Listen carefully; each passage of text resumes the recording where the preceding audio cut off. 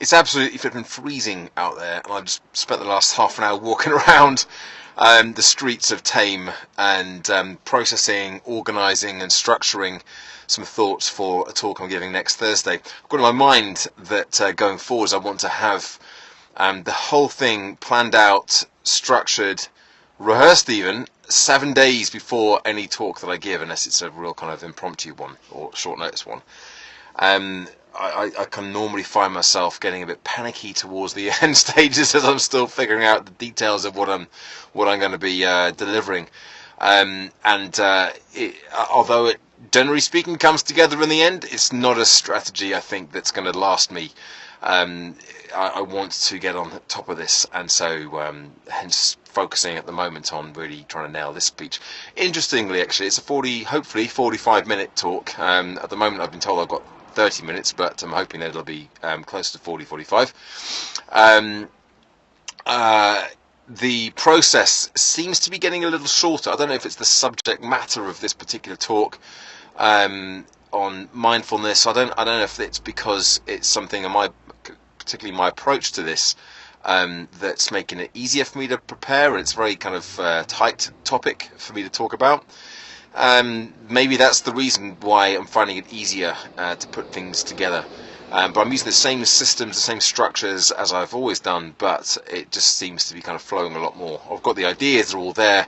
I don't think I need to come up with any more ideas. It's just getting them in the right order now and making sure that the structure and the flow is all there. So, all good. Also managed to get the contract off in the post. Yay for the first DBA speakers engagement, which is in April. So that's all sorted now. Really excited about that. Really kind of looking forward to getting going with that proper. And also managed to arrange a chat tomorrow on the phone with a new friend of mine. He's another speaker. He's another speaker through the same agency, through DBA, a chap called Dave Coplin. Very, very highly accomplished speaker, and completely different space to me. He talks about artificial intelligence among other things, but kind of in the tech space. Really interesting chap, really good speaker, phenomenal. I saw him when I went up to Worcester last year. They had a local enterprise partnership LEP day, and he was the keynote speaker, and he was really, really good.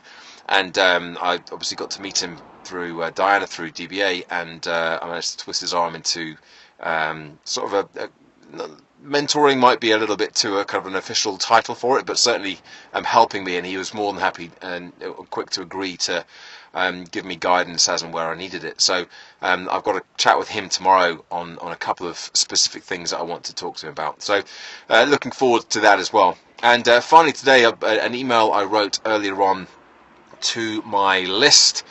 Probably this one went out to maybe 13,500 people about mindfulness. Actually, it's just because it was on my mind this morning. I was out walking the dog. My 7-year-old son Rowan, he came with me, and I was ruminating on the whole process of being mindful, and ironically thinking about being mindful meant that I wasn't being mindful in the moment, so there was a kind of an interesting thing going on there. But I wrote about this experience, and I wrote about how mindfulness isn't just something we sit down and practice, it's something that we have the opportunity to experience any moment during our life. And often we miss the present moment because we're worrying about the past or we're thinking about the future. And I wrote about this, and I wrote kind of as a PS to the email that I was doing this talk, that I had this this opportunity to present to an existing corporate client of mine, and said, hey, look, if there's anybody else who works for a company who thinks that they might be interested in finding out more about mindfulness and how to apply it, most importantly, not just what it is and why it's important, but how to access it, how to develop it in a really simple and practical way, then let me know who to contact. I figured that I was going to write this email anyway, and I was missing an opportunity to let people know, once again, this is what I'm doing, this is who I am, this is what I do, and I'm doing it next week, and I'm looking at spreading these messages to other companies and other groups of individuals. So I've already had one person come back with a contact with some suggestions for who to speak to in their organisation, so that's all good. And normally what happens with this is whenever I do anything like this over the next couple of days, people tend to kind of come back in dribs and drabs. I'd like to think that out of 13,500 people, that I'd get a few people who'd say, hey, you know, I'd love to have you into my organisation, or I know somebody who you should speak to. Doesn't always work like that, but we shall see. For me, it's about not worrying about the outcome, not worrying about the result, and just keep telling the story, keep telling people what I'm doing, because I know that I've been really bad at that, actually. I haven't been doing enough of that at all, telling the story. So that's a big part of what I'm going to be changing going forwards. So I'll let you know how that goes, and everything else, and how things go with speaking to this Dave Copland tomorrow.